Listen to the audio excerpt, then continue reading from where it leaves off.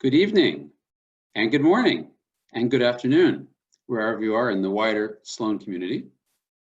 It is my great pleasure, privilege, to welcome you to the third of the session of the series of the Ideas Made to Matter program series.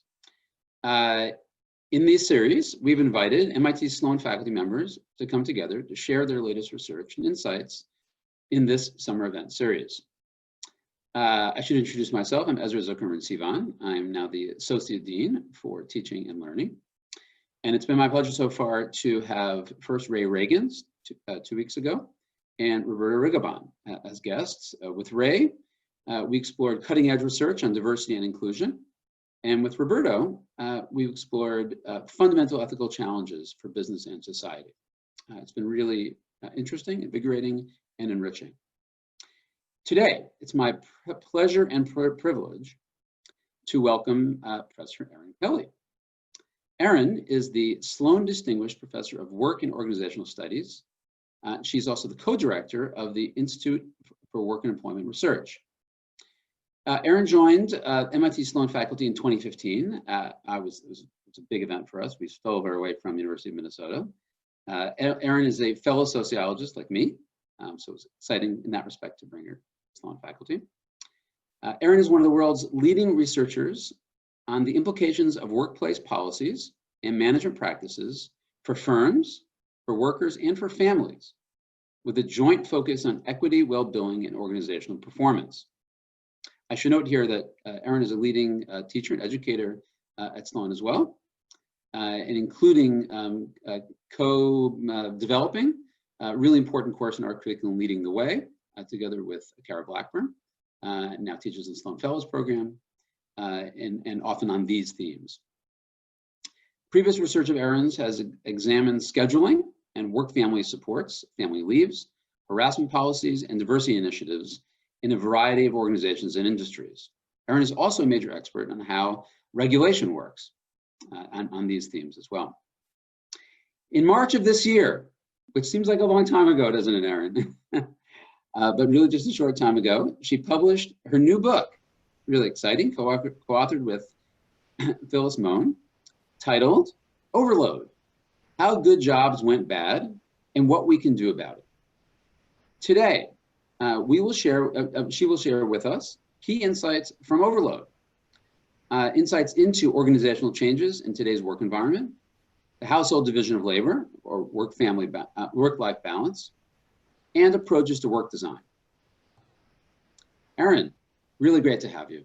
I'm looking forward to it. It's great to be here, Ezra, and it's great to be with all of you. Even though I can't see you, I really appreciate you taking some time to connect with us in this way.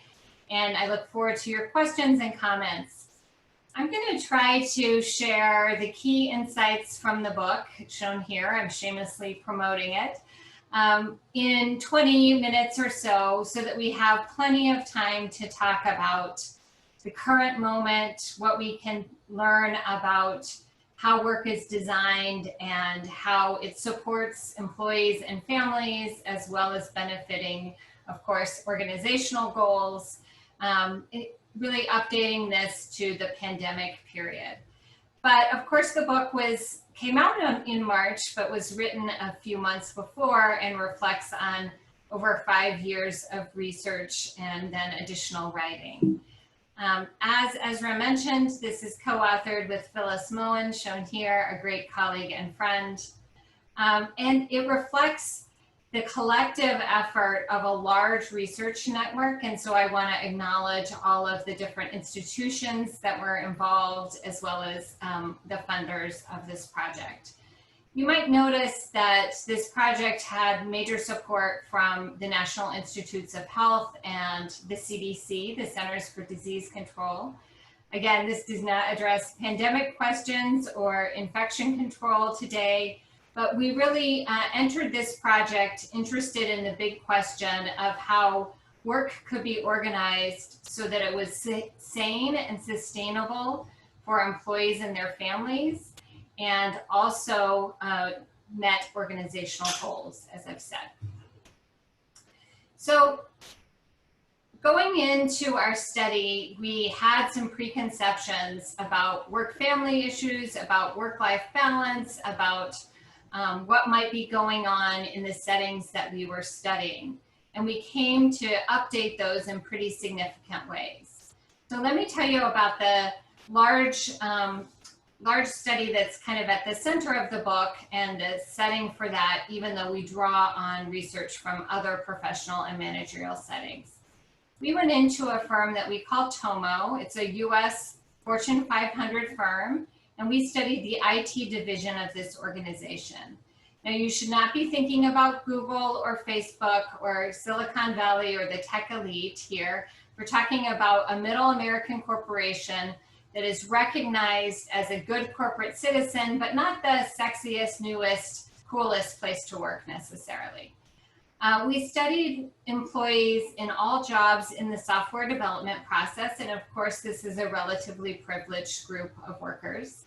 And I wanted to mention that it was over a third of the IT employees at the time were women, and over a third of the IT managers were also women.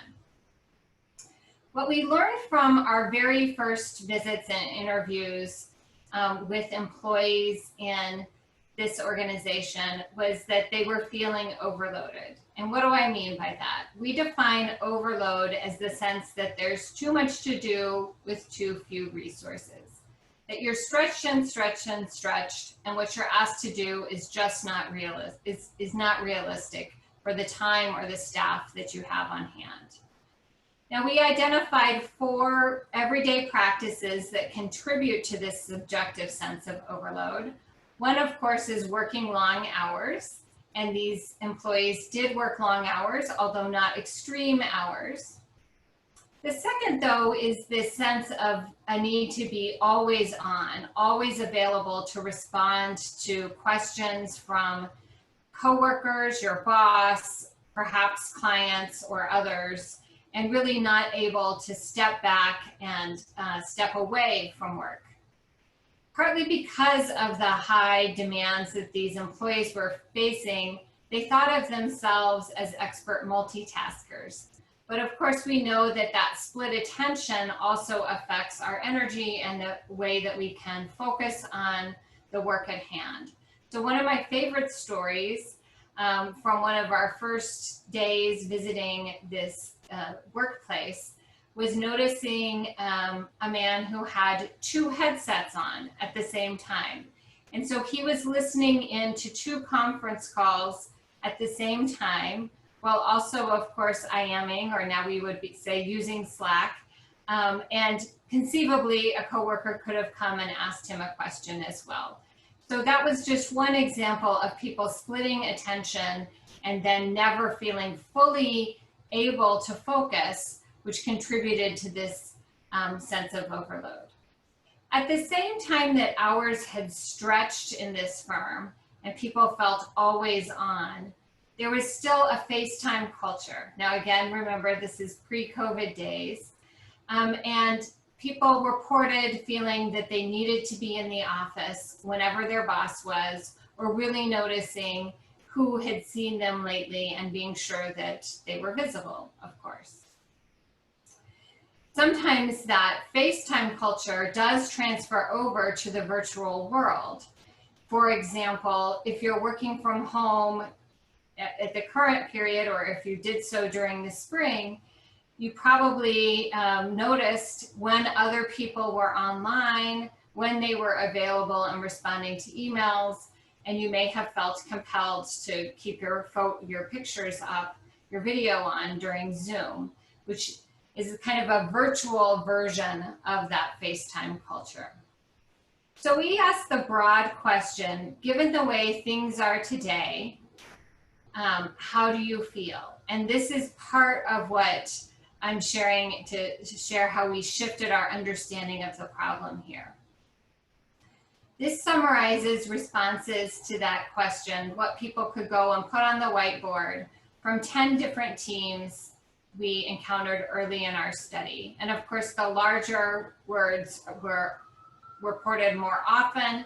The green words are positive. There are a few of them scattered there, but you get this sense of negative energy, of exhaustion, of feeling overloaded. One thing I want to call out is that family concerns were shared in these discussions, but it's not the predominant theme here.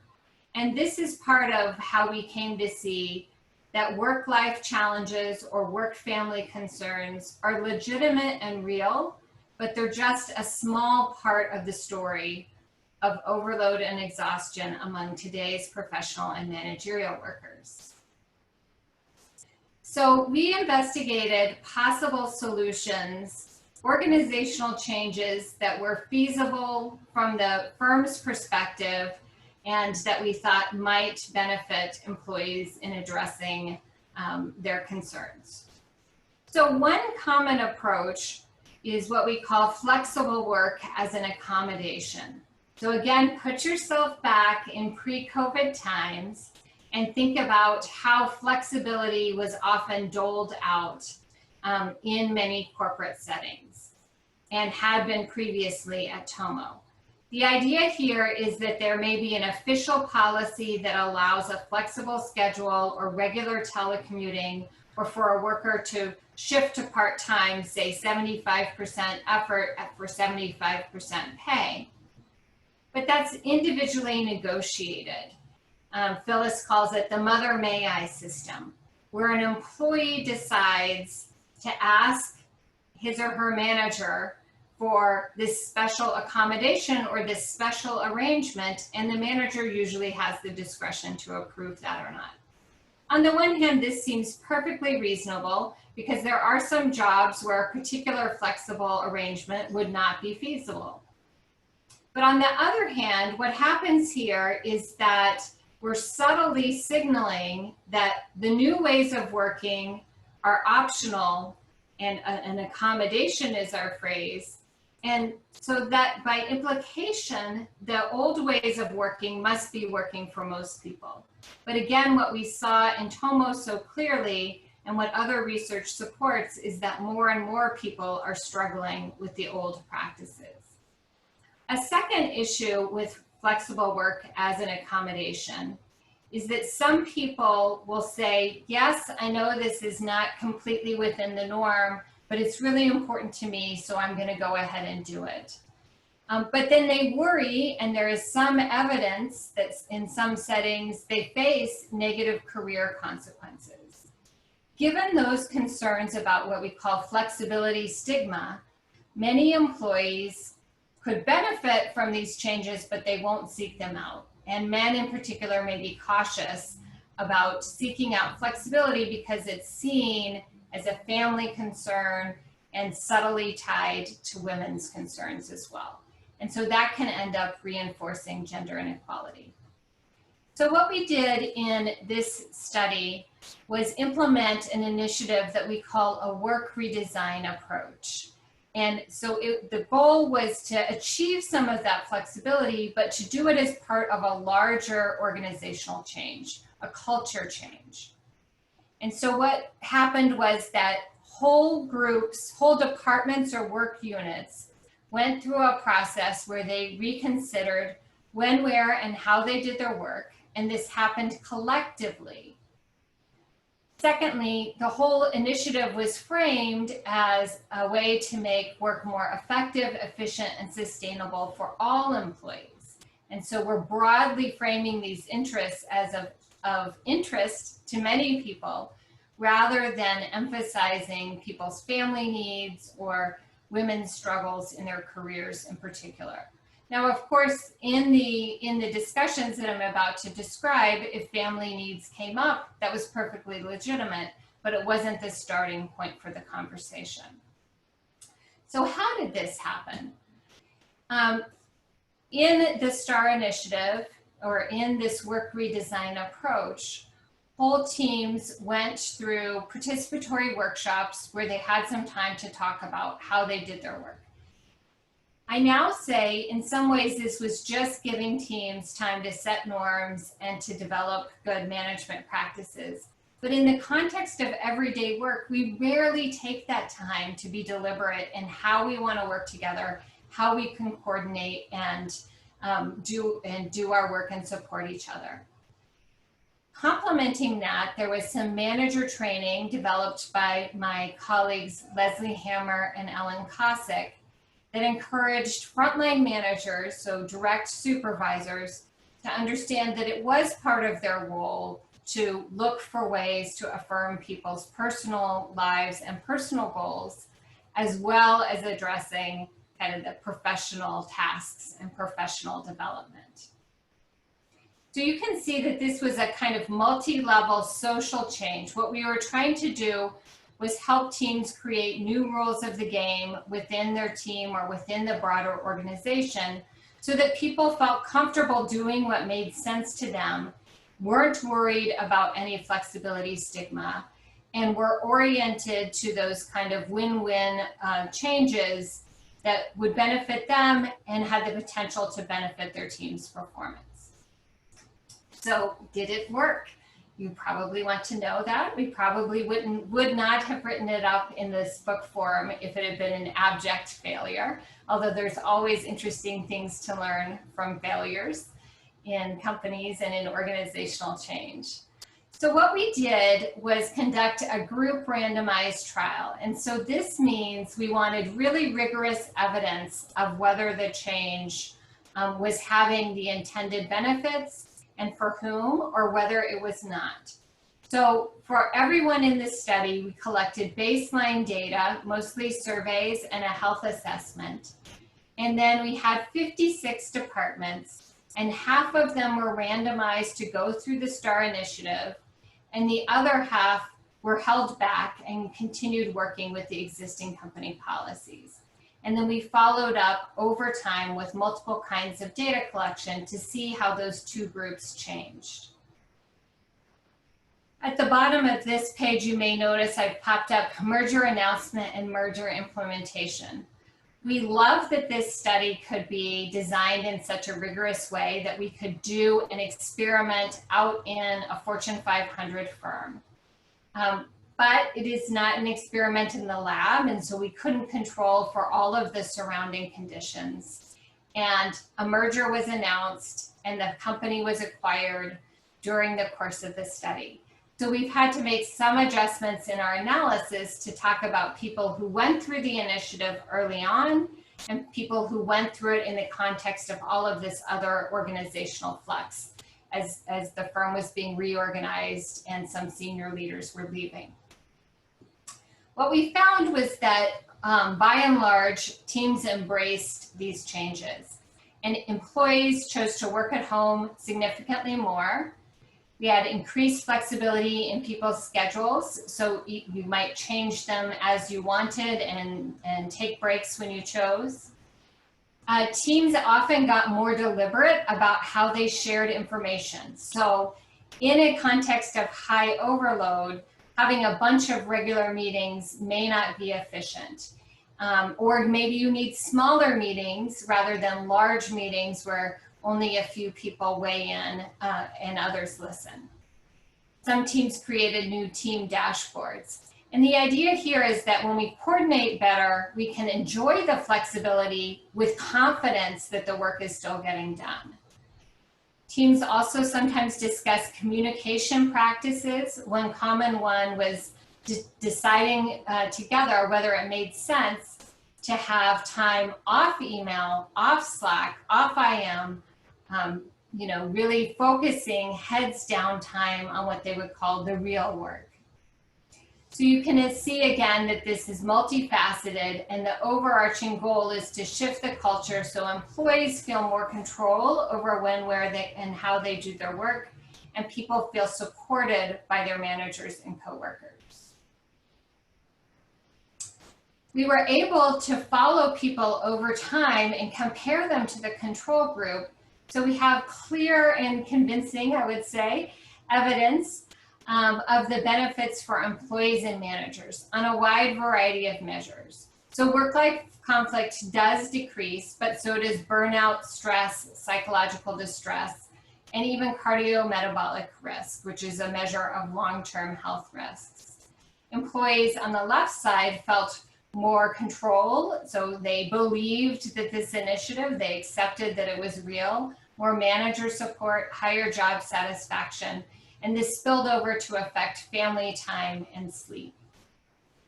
There was also a spillover effect. We had a sub-study following the children of these professional and managerial employees and saw changes in their sleep patterns and emotional health as well.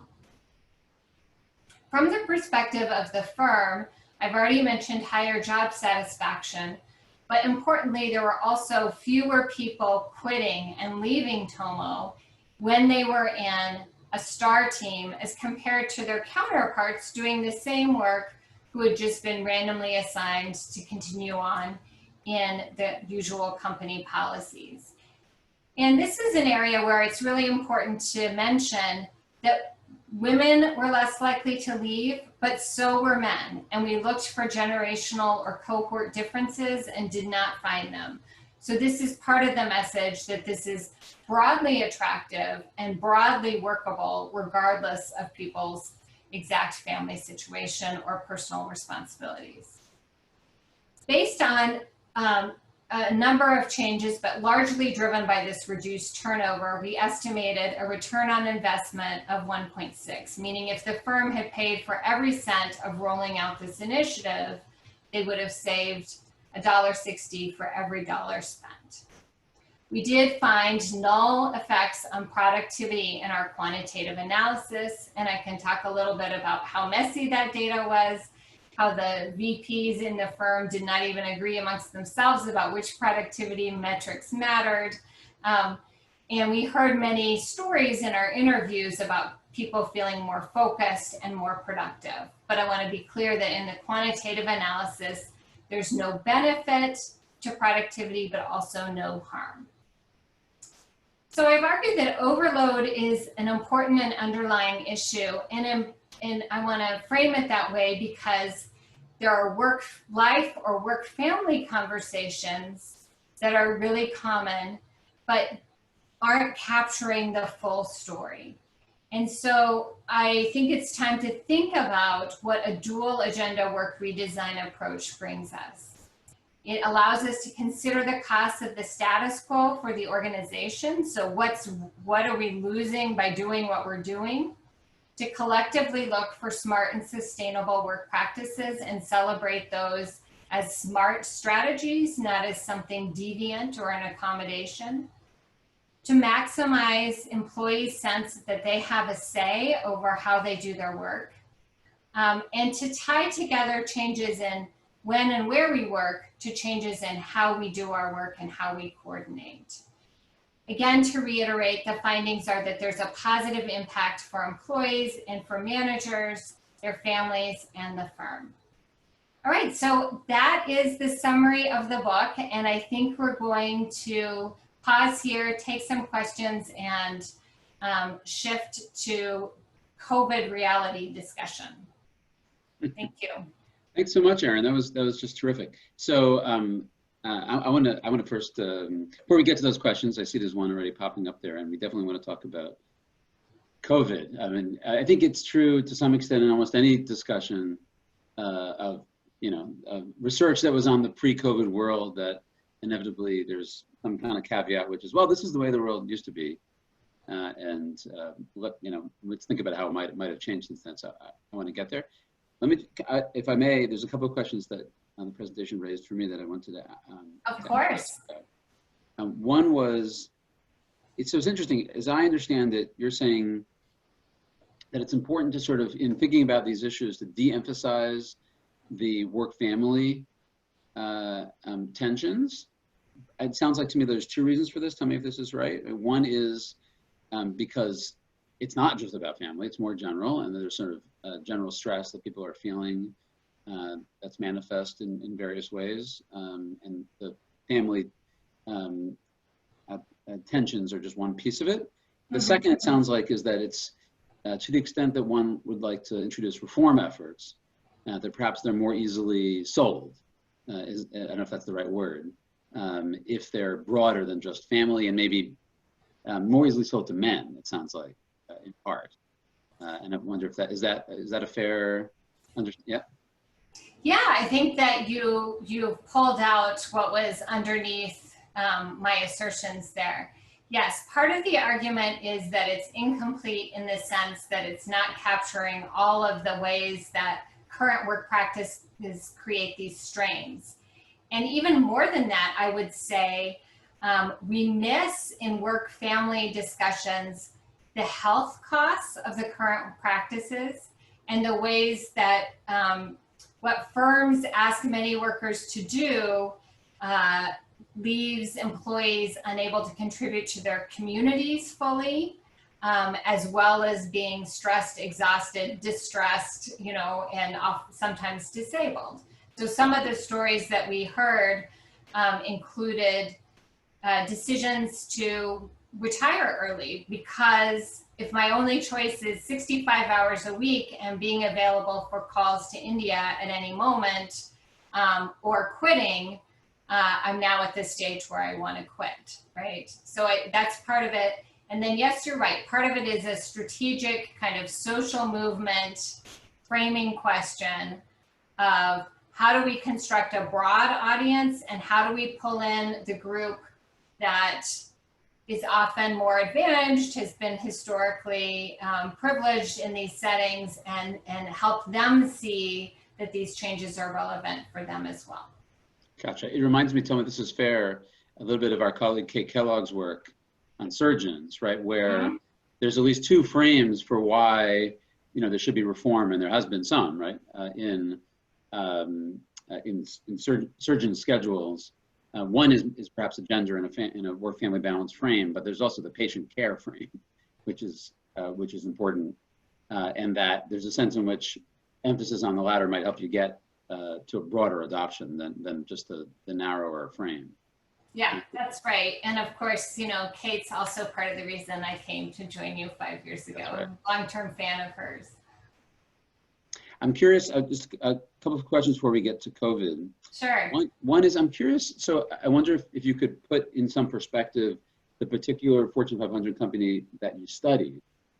And I think there's at least a couple of questions that come to mind. One is, I'm imagining there are folks on the call who are like, why did they go along with this study and allow themselves to be guinea pigs in this way? I should emphasize, like, this is an extraordinarily unusual study, and that being able to run this kind of experiment, getting this kind of in-depth access to a company. As you said, it was I can only imagine your trepidation when there was the acquisition, and I remember that period. And so, how did you get in that? And also, and how representative is it, given that? I'm thinking perhaps it's probably more progressive than some companies might be, and that the lessons that you're able, at some level that maybe is a conservative, it's a conservative set of results, in the sense that if you can show this kind of effect, say, on stress and other things, even in a company that's willing to be a partner and to make progress on these kinds of issues, it should be even stronger in others, perhaps.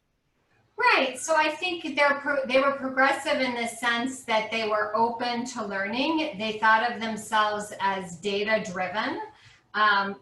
They were not progressive in terms of a supportive employee culture or being seen as a hip place to work at all, right? So I would say they were more consistent with large middle American firms in and outside. We studied the high-tech workforce, but the rest of the workforce was probably even facing a more conservative culture. They invited us in because they recognized they had created a problem and they didn't know how to solve it, and they liked the idea that this NIH study was going to come try something out at no cost. Free consulting. Right. But I would say that, it's important to think about that question of generalizability, and,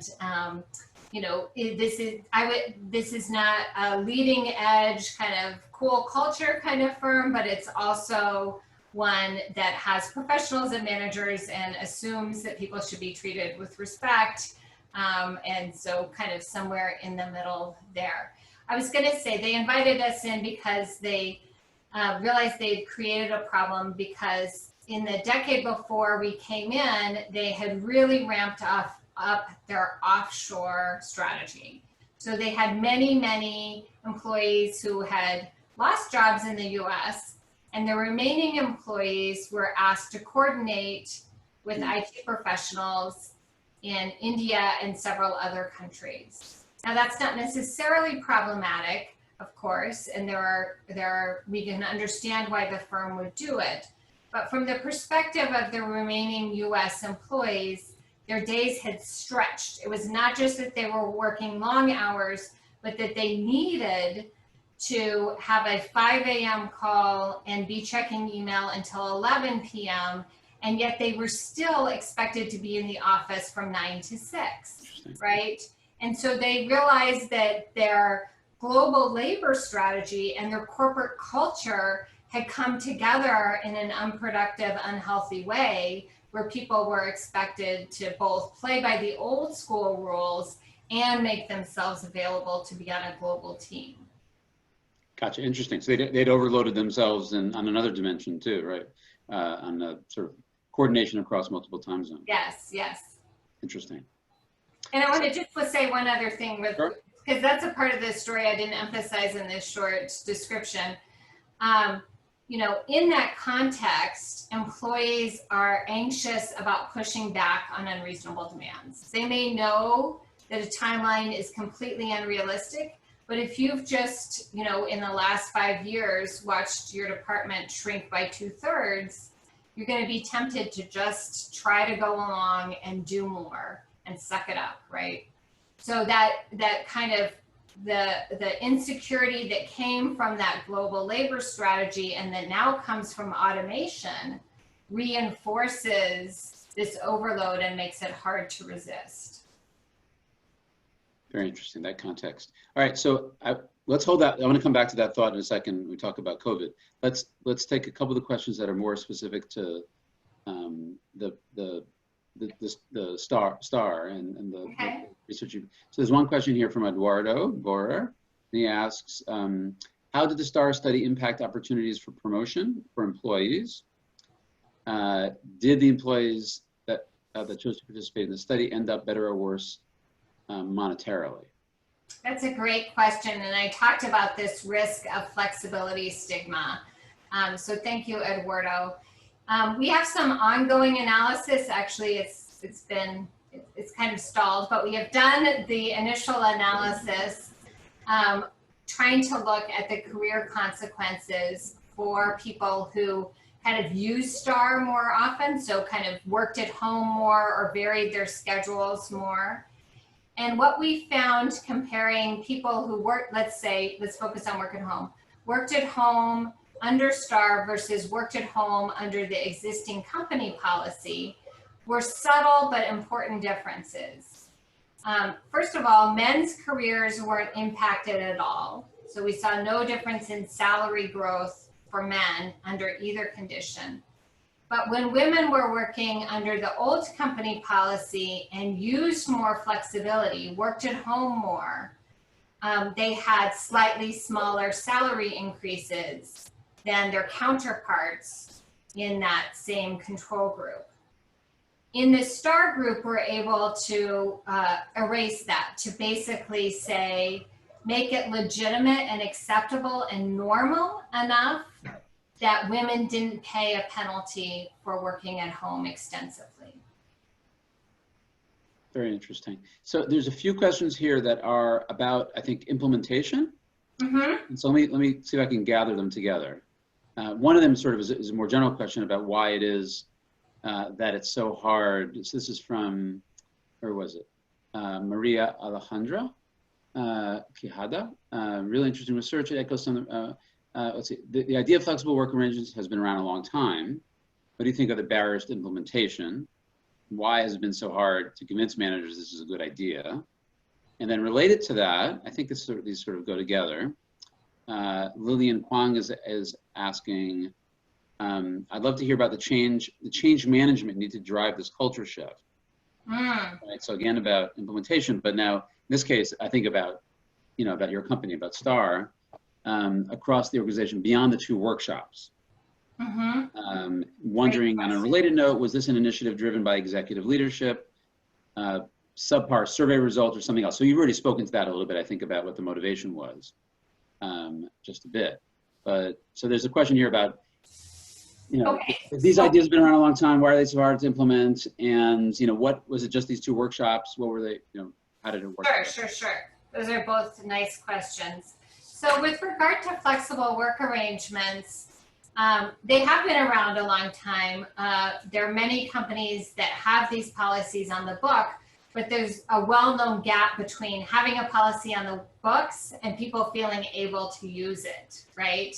And so that's part of what we were trying to address. Let's turn the whole thing into a team-focused workshop so that people believe it really is allowable and acceptable and respected to work in different ways.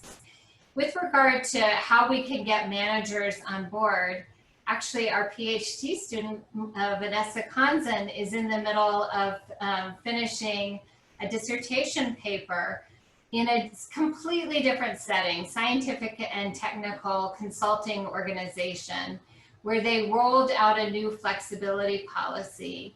And she's trying to assess why some managers are enthusiastic about it and others aren't. One of the key findings is that when managers have a very interpersonally connected, heavy management style, which employees in this firm really appreciate, when they're very available, when they check in often, when they have a lot of personal connections, they worry that the flexibility policy will be disruptive, that they won't be able to connect with their team in the same way, and so their team's performance will suffer. So I think part of what happens with the STAR initiative that's different from standard flexible work policies is that we put that onus of figuring out how to coordinate in the new model back onto the team and have them discuss it and figure it out together. And that was able to pull a lot of managers along. So with regard to the question about change management, we were super lucky to have a couple savvy HR executives and some internal champions at the vice president level. So we were actually invited into the firm because a vice president had read about our previous research and wanted to talk about possibilities. And that's how the relationship started. And that vice president and a couple others were consistent champions through the process, which of course was really critical as the top leadership changed after the merger. We had a study advisory board where we had employees and managers and then some executives who guided us in how we communicated with the participants in the study, and then also acted as informal advocates for participating in the study rather than for STAR itself. And we hired some experienced organizational development consultants who had actually developed many of these materials previously to do that facilitation. I do think it's really important to have someone from a little bit outside of the firm put the questions on the table, but then do it in that participatory workshop where other people can say, yes, that's exactly what I experienced, or no, what you're saying isn't quite right. Our problem is actually this. Ooh, could you double click on that for both those 2 points for a second, I think, right? So you're saying on the one hand, it's good to have an outsider, but you were partly playing that role too, right? But you were not running the workshops. But it needs to have local ownership, it sounds like. It needs to have local participation. Yes. And so why do you think both of those things are true? And here, by the way, I mean, that's harder to do an experiment on, right? So that seems, I assume this is more theory. That's true. It's totally more theoretically informed than, right? Totally fair point, Ezra. And in the book, I talk about, why we think this works, but we acknowledge like we don't have A/B testing of different versions of this work redesign initiative. Although Leslie Perlow, who's an HBS professor, but also a friend of ours here at Sloan. And a graduate of Sloan. Yeah, a Sloan PhD. We see the initiatives that we have studied as aligned, so we call them both work redesign initiatives, and they're structured a little bit differently. Hers is run more in-house. I am arguing that kind of having the outsider illustrate that the problem is broad and that this is a space where we're going to name the problem is an important part of getting the conversation started. But then the facilitators were very skilled at having people state the problems and identify the solutions themselves. So that ownership point you made. Gotcha. I mean, I assume the outsider part, listening through all this, I keep on thinking, this is an extremely, extremely hard problem, right? I mean, figuring out how to coordinate around balancing these parts, how companies, how our firms don't sort of wrap up all our time. I'm thinking, by the way, this resonates as Sloan faculty and staff. We definitely have this problem too. It's not clear what hours of the day are not committed to our work, right? Mm-hmm. So I mean, it's just a very, very hard problem, and I think part of it sounds like is it's hard to be fully honest for people in an organization about these tensions, because, as you say, right, there's a stigma associated with even taking up the flexibility that's often given, and so it's often, an outsider is often needed in order to sort of break the ice and get people to be honest about things that they've sort of been hiding from one another, right? Yeah, and I would say even more than that, like in our broader culture, we have a lot of individual solutions that are discussed, right? So you should be better at managing boundaries. You should be less addicted to your smartphone, right? You should be willing to take your vacation.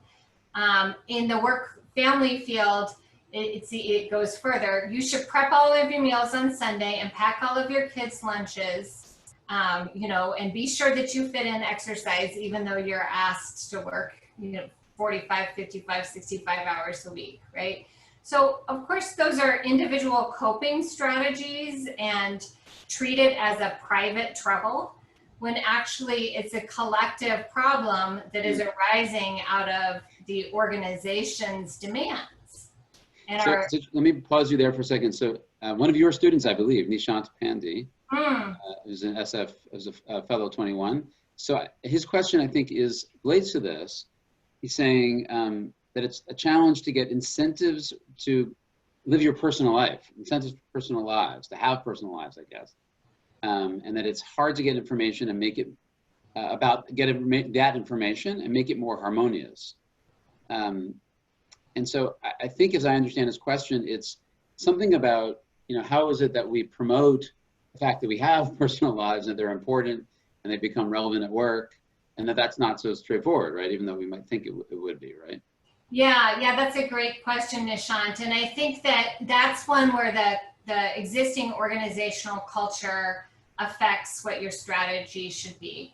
So in Tomo, people tended to have long tenure. They tended to know each other well. They already shared a lot of their personal lives, and they were middle-aged or older, right? Or, I mean, of course, there was a wide range, but they tilted towards middle-aged.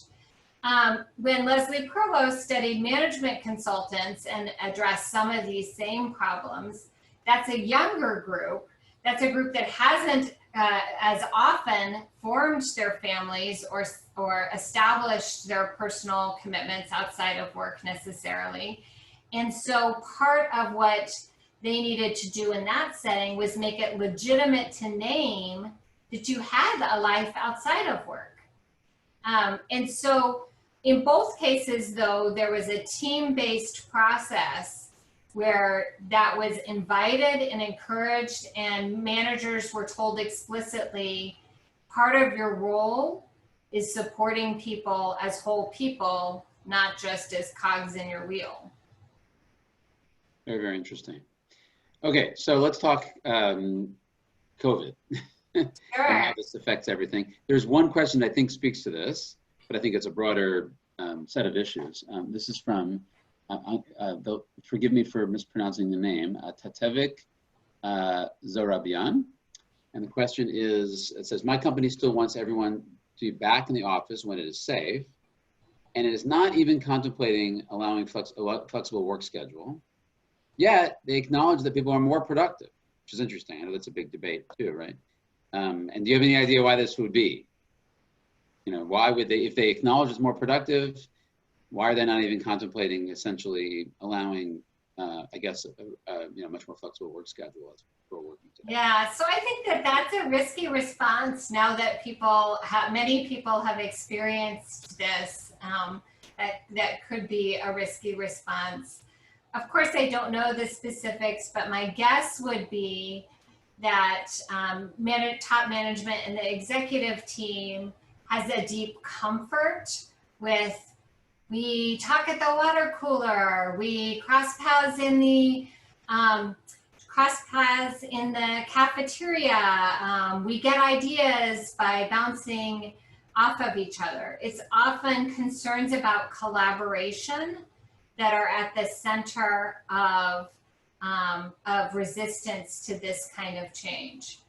So it's an open question whether, now that we've, you know, kind of had this forced experiment or this forced exposure to exclusively working at home in many companies, how people will feel about the possibility of collaboration.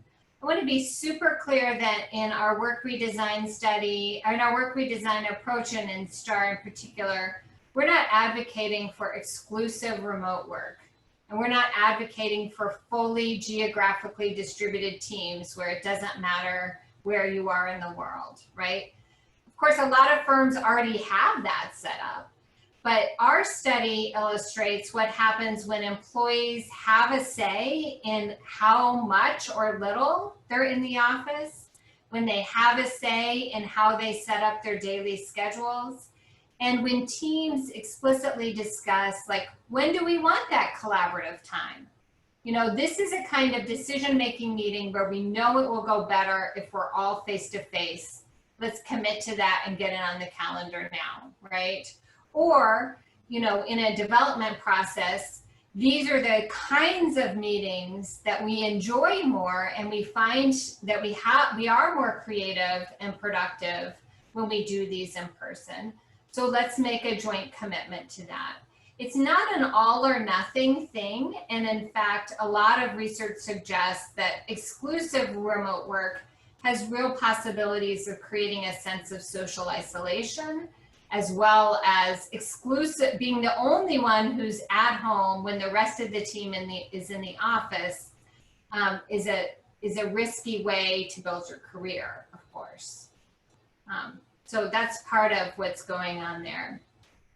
I also want to say just about COVID, you know, I've been telling reporters who've called about this, my main message is it's not a fair test, right?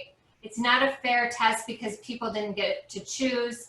It's not a fair test because we're going home under conditions of extreme stress. Some of us have kids at home, some of us have elders, some of us are dealing with acute health concerns and worries. So it's great that it's working as well as it is.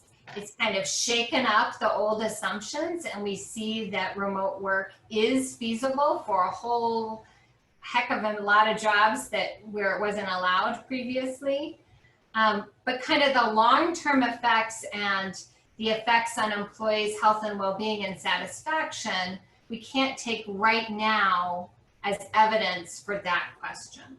Right. Does that make sense? Yeah, it's interesting. I mean, it's hard for me not to think about this in the context of, you know, higher ed and you know, MIT and Sloan in particular, and how all of a sudden we've been operating, you know, remotely for the last, what is it now? Seems like a long time, but maybe just several months.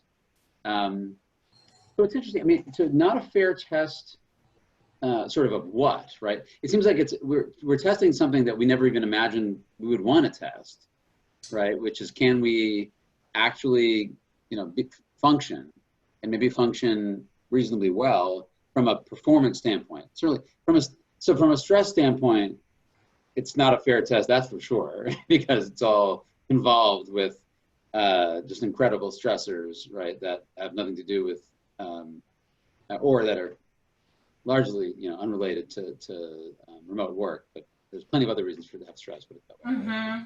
From the standpoint of, what we can accomplish in our productivity, put it that way, from purely remote work, it seems like a pretty interesting test, right?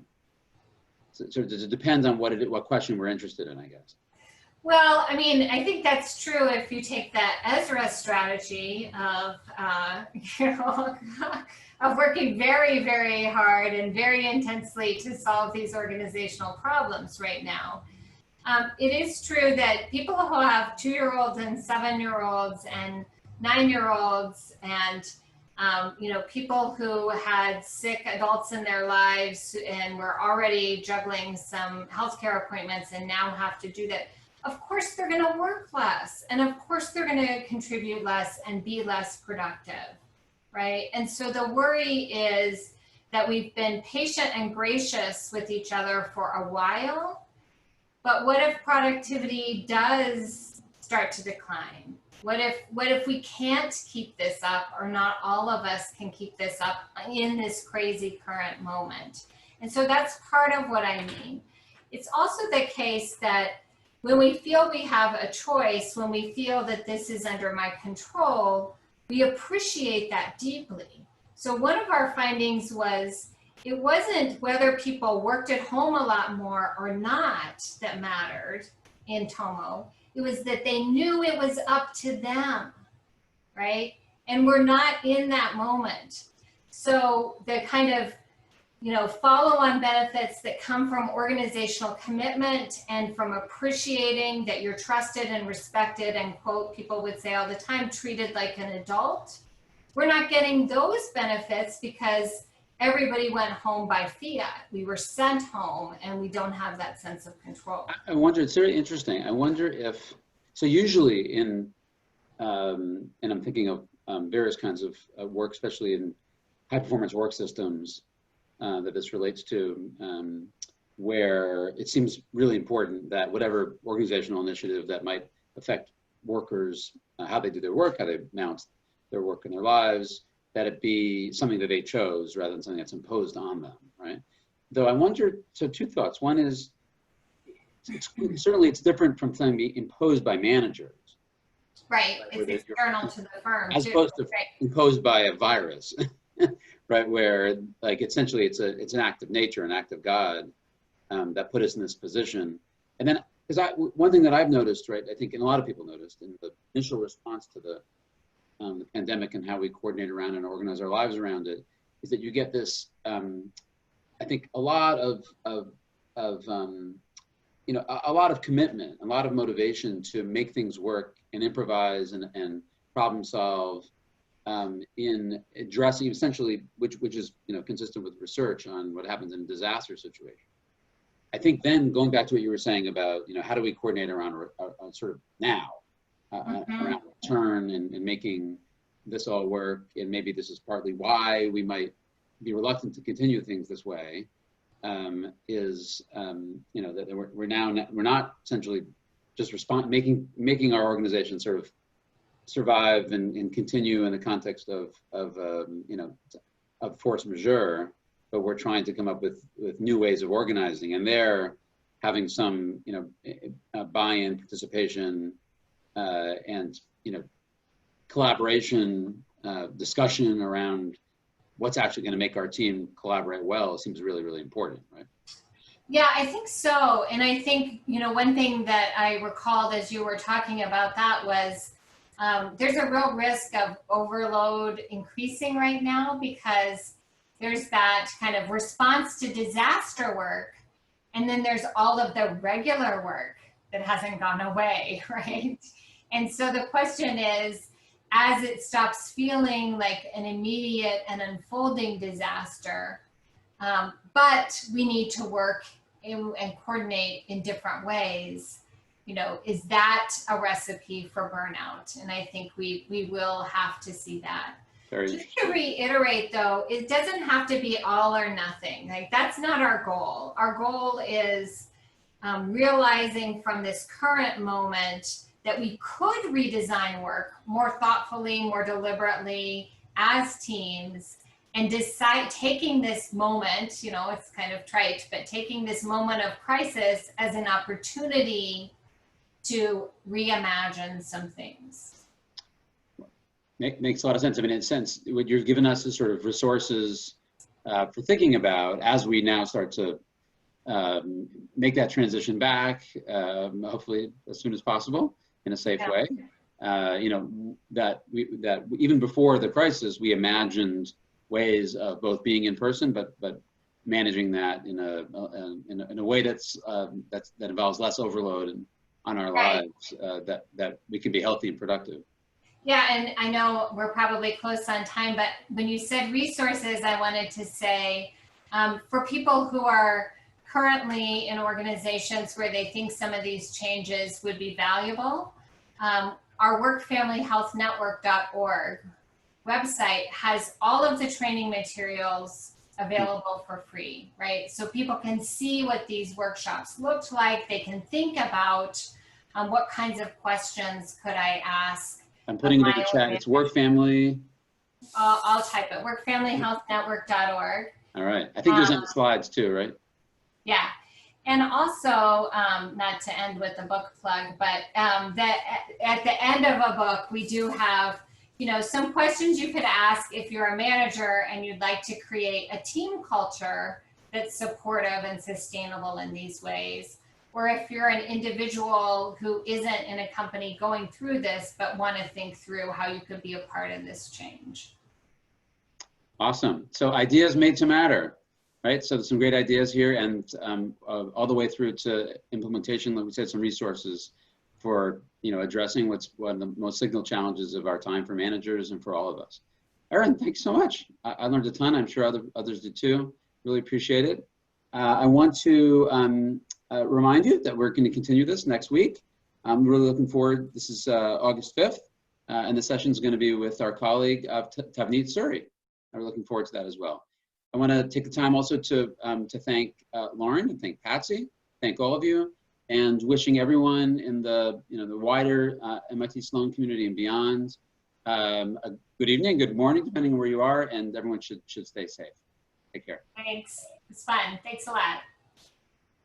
Thanks, Erin.